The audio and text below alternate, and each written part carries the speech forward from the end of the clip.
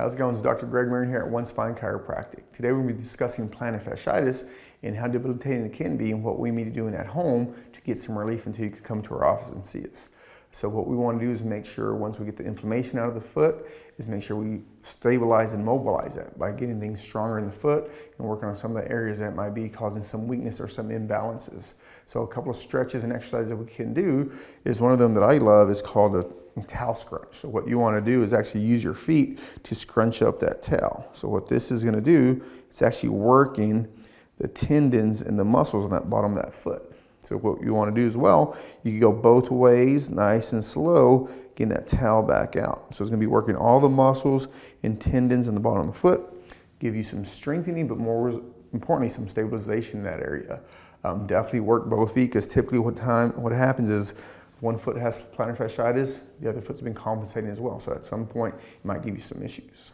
Okay, another thing we can do standing, or actually seating if you want, is if things are pretty inflamed in the feet, is actually just do some heel raises. So you want to get those heels nice and high and nice and slow. Typically doing about 10 repetitions, 2 to 3 times, should be sufficient enough to start working the calf muscles and the Achilles tendon and get you a little relief and get some stabilization back there. Another thing we could do seated is pretty easy for us is some toe raises. So what we want to do is actually lift your toes up nice and high, nice and controlled, and nice and slow, because what that's doing is working your anterior tibialis muscle that actually stabilizes your whole ankle joint between your calf and your anterior tibialis.